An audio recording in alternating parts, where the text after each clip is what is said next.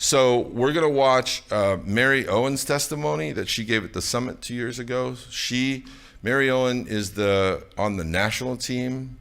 She's the national training coach for Celebrate Recovery. Her story is really powerful. It talks about life in a home where you have to keep secrets, right? Even though she didn't do drugs or alcohol, she had to keep a lot of secrets. And then she married a man who was an addict and alcoholic, and she talks about those challenges. And also her mother had severe chronic mental illness, which caused lots of issues in the home. So this is a really powerful story. It's about 20 minutes, so I hope that you will be blessed by it. Yeah. Hello, I'm a believer in Jesus Christ, and I struggle with codependency. My name is Mary. Hello, my forever family. One day, my father woke up finding my mother sitting on the floor, holding my 6-week-old brother. She had a haunting blank stare on her face. Little Johnny was just lying in her arms, fussing and crying. This went on for 2 days. Doctors said she needed to be admitted into the state hospital. Once there, the medical staff wouldn't tell Dad anything or let him see her. It took several weeks to get a court order to see her. Finding my mother in a tiny room, crouched in a corner like a wild caged animal, Dad brought her home. He wondered if she would ever function in life again. Eventually, the mental state hospital was closed down due to the barbaric treatment of those with mental health issues. My parents were young and hadn't been married long. They were full of love and life. Now my parents battled with this unknown illness began. The term paranoid schizophrenic didn't mean anything to my father. He only knew the woman he loved was sick, and now he had a family secret. I met Mac when we were 15 and 16 years old. I became pregnant after having sex the first time for both of us. I added another secret to our family. At 5 months pregnant, it was time to tell my father. He was an elder in our church, and nobody in our church had ever gotten pregnant outside of marriage. Not only that, he was a respected businessman who ran a Christian publishing company.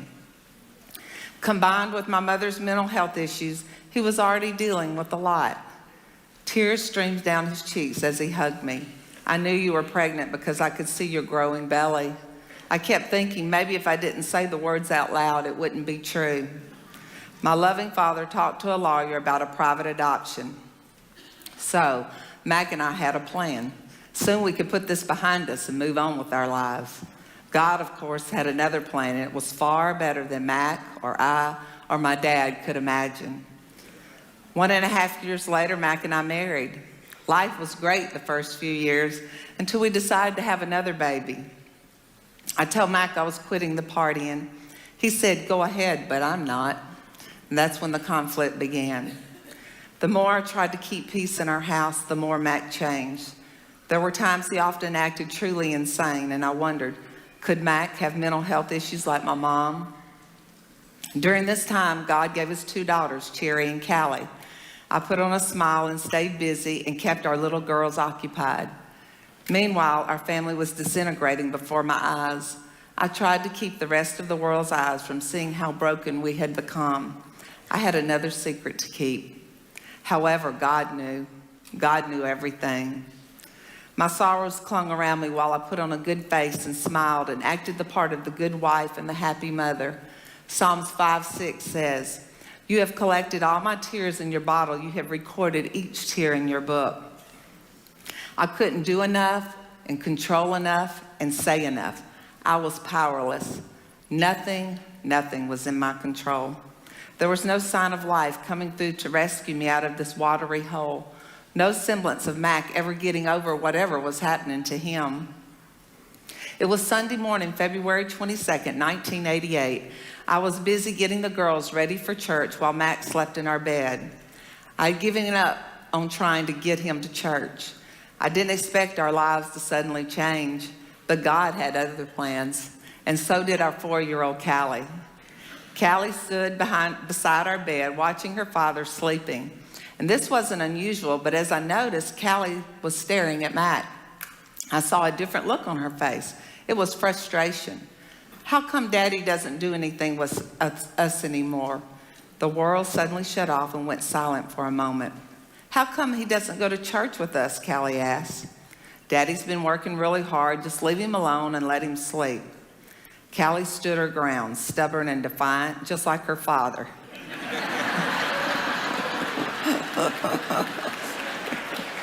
She said, "If he ain't going to church, I ain't going either."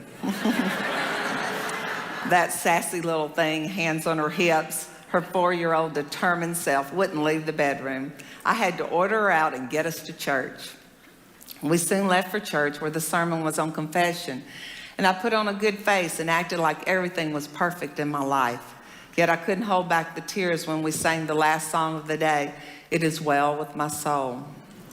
I thought of the man I left in our bed, a man I no longer knew, a shadow of the man I'd married.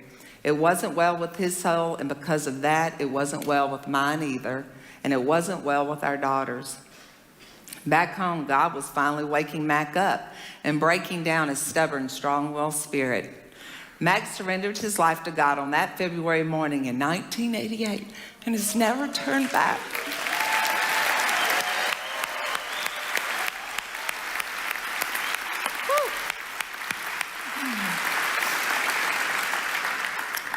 1988 was a watershed year. For us, we began to deal with some of our family secrets, like the secret of Mac's addiction, which was suddenly out in the open, like the secret of our baby we placed for adoption, who we now knew was blessed with a good Christian home, and the secret of my mother's mental health issues. As I've mentioned, years after having battled with an unknown illness, they diagnosed my mother as a paranoid schizophrenic. Before finding any sort of known treatment, doctors prescribed all kinds of drugs just to calm her system down. My whole youth, I remember my mother taking a shoebox of medicine that never really helped. It was as if she had these demons in her mind that told her people were going to hurt us. That's what she worried about the most. She always thought there was somebody out to get me or my brother or sister. Her mental state would spiral down to a point where she couldn't function. She was in the hospital as often as every 3 months, and sometimes she would be in there for 6 weeks or more. I never worried about her being in the hospital because Dad never said anything negative about it. He would just say Mom was sick, and somehow he could keep her home feeling normal. My brother and sister and I knew, for example, that our mother loved to stand in the corner and pray and read the Bible for days. Her Bible was double-sized packed with Bible verses handwritten on pantyhose cardstock. I still got those too today. I thought all moms did this until I became a teen, and then all of a sudden at other people's houses I noticed something odd. Wow, their moms don't stand in the corner praying and reading the Bible all day. That's when I knew there was something a little different about Mom. I only saw my mother get violent once. I was 14 when my sweet childhood went out the window hearing my mother scream.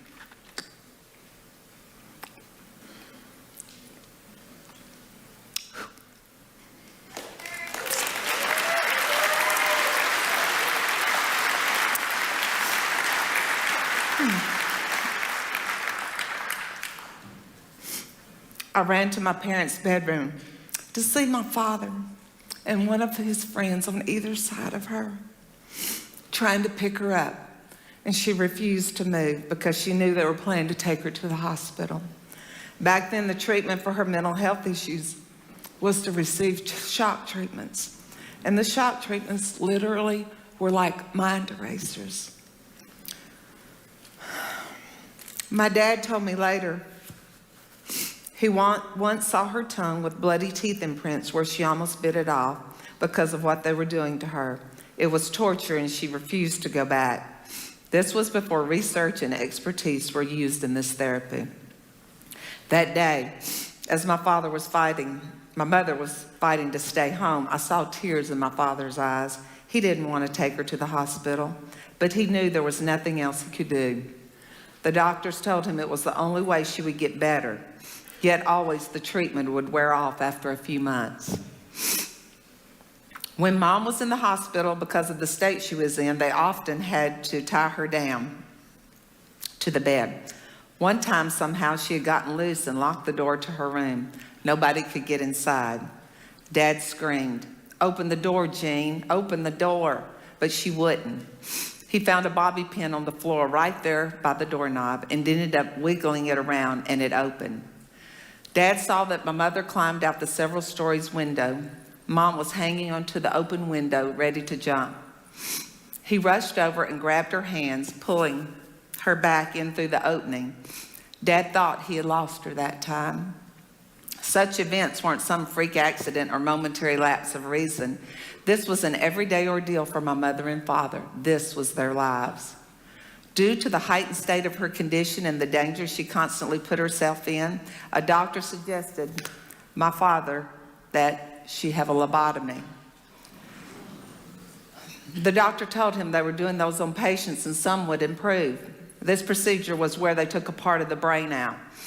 Back then, they didn't know all the effects of that operation. Many times, people who have lobotomies were never the same and turned into vegetables.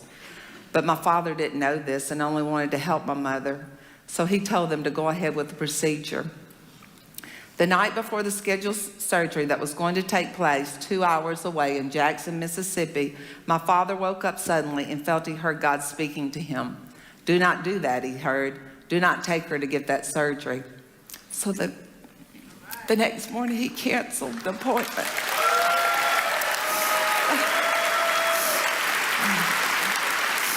Praise God. We continued to keep my mother's mental health issues a secret. We didn't want people calling her crazy, which was society's label. So we kept this private, and my father took the brunt of the weight of my mother's mental health issues.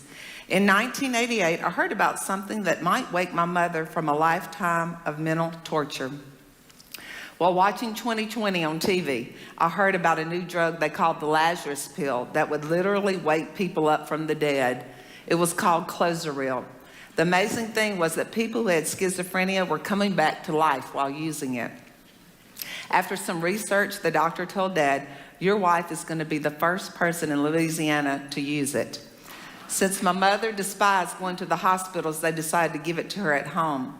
The first thing that had to happen was getting her off her current medication. So after being on all kinds of drugs, she ended up getting off them all, going cold turkey. And it was brutal. For several days, all my mother did was crouch in the corner of the bathroom in her nightgown. I stayed there with my father to help through the process. Mom wouldn't eat, and we could barely get her to drink, even a little water. She was catatonic the whole time. After a few rough days, we gave her this tiny little pill before going to bed. The next morning, she was totally dressed, smiling, and asking what we wanted for breakfast, as if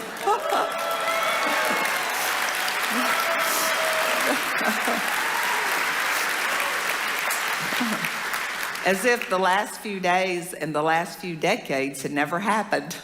It was like Lazarus waking from the dead. Now, fast forward a few years, our son is turning 19 years old, and his adoptive parents contact us. He wants to meet us. Getting off the phone, Mac shouts, "We're going to meet our son Heath for the first time." God answers another prayer. Yes, he does. A thought suddenly popped into my head. We have to tell Mom. Mac and I sat down at the kitchen table with my parents. We were so nervous, wondering what she would do or say. "Jean, we have something to tell you," Dad said. My mom looked at us with excited eyes. "Are Mary and Mac going to have a baby?" We all smiled. "Well, it's kind of like that," Dad said with a grin. Mary and Mac do have another baby. Mom looked confused. 19 years ago, before they were married, Mac and Mary had a baby boy. He was adopted by a Christian couple who couldn't have children, and now we all are going to meet him next week. His name is Heath Arthur. Mom laughed and said, "Oh, honey, I'm so excited. But how did I not know about Mary having a baby back then?" Dad explained to her, "That was before you were on this new medicine and you weren't aware of things as you are now." She just shook her head in amazement and kept laughing and smiling, so excited to hear about Heath. Mac and I left my parents' house in shock and thanksgiving at how good God is as we were working our recovery process, making amends and righting wrongs we'd done in our lives. While building a relationship with Heath, my brother Johnny was at Saddleback Church and came back with a gift for us. There's a really cool ministry at Saddleback. You should check it out, Johnny said. I bought you one of their starter kits.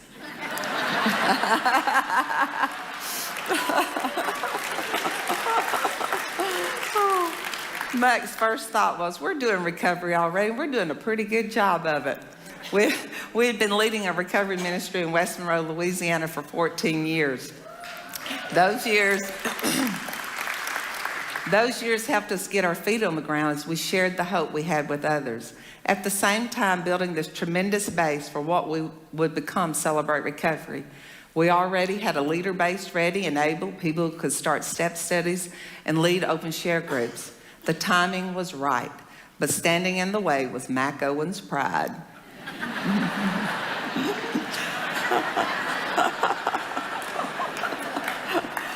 He learned early in his recovery about this type of thinking. It's called contempt prior to investigation.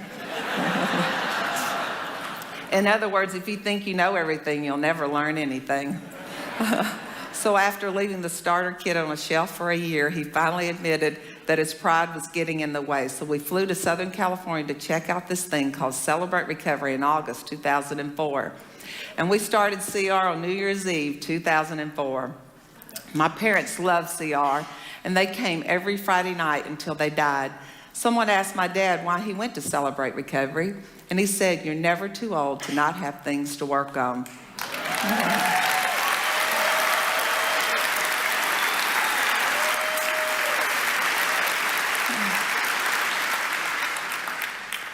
Mac and I were with my dad the night he died. He had developed chronic bronchitis and struggled with it for 20 years. Dad hadn't said a word or even made a single expression or movement since noon. It was almost midnight now. I thought this could be the last time I spoke to him. I remembered like it was yesterday when I was a teen and knelt by his side to tell him my news. All this time and all those years and all those answered prayers, yet life still stung. Life still hurt, especially seeing him struggling to stay alive. I whispered, "I love you, Daddy. You've done everything to prepare us for heaven, so it's okay if you go." As soon as I said those words, his eyebrows went up. He heard me. He knew we loved him and that it was okay to go. At 3:00 a.m., he simply stopped breathing and he woke up seeing Jesus.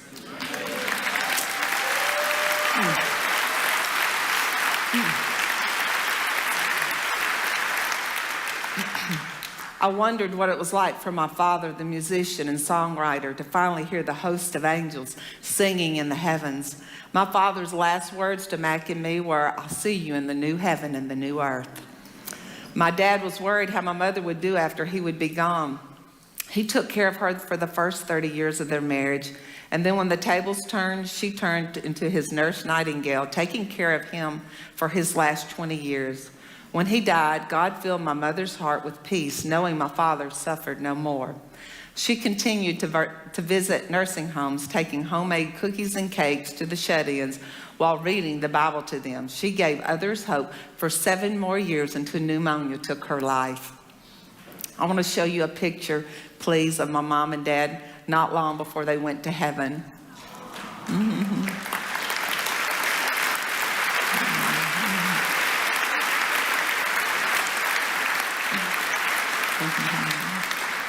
On the left is how I see them looking now, like when they first married. They are in that great cloud of witnesses, completely healed and whole, cheering us on to finish the race God has set before us.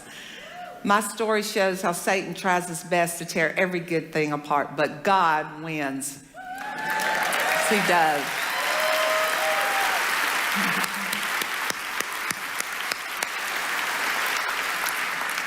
Things weren't perfect and never would be until heaven, but through darkness came light and hope.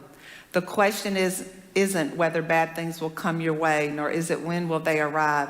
The question is, what am I going to do when the bad times show up? Growing up, I learned to be a people pleaser and a peacekeeper. I wanted everybody to like me. When Mac and I married, I took it up a notch and wore myself out, keeping secrets, trying to uphold the perfect little family look. I had no boundaries. I thought if I did enough good and didn't displease anyone, then I was a good Christian. I was exhausted from the turmoil going on in my life, but I sure wasn't going to tell anyone. All along, I thought it was my job to make sure Max stayed straight, not realizing he needed to make his own choices and suffer the consequences. That was confusing to me at times because I thought being a Christian meant saving others from themselves. I didn't realize I had control issues. Back then, I worried about how others might respond to my opinions, and I feared rejection. Now I get my self-worth from Christ. In the past, I put others' needs above my own.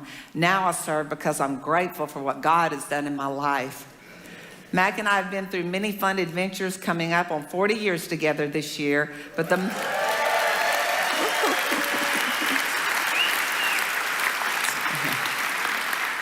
most exciting adventure of all was when Max said, "I'm giving my life to Christ. I can't do this on my own anymore."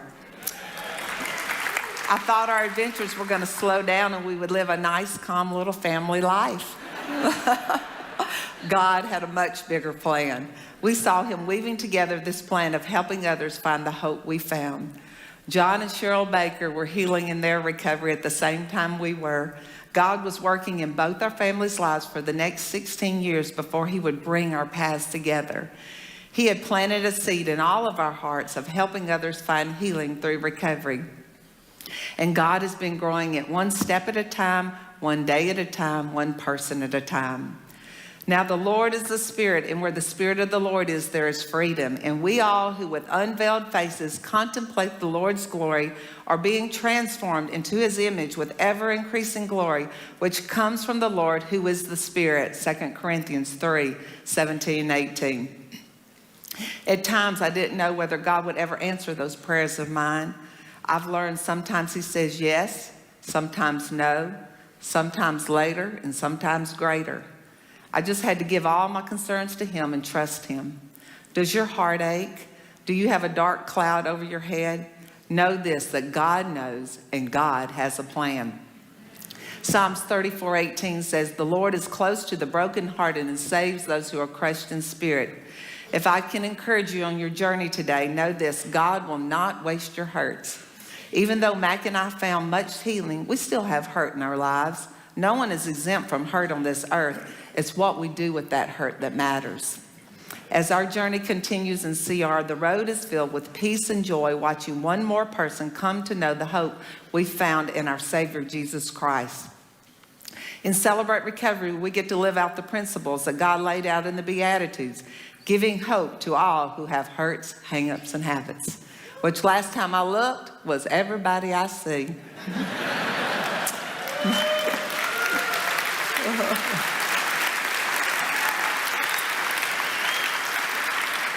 First and foremost, though, starting with me, thank you for letting me share.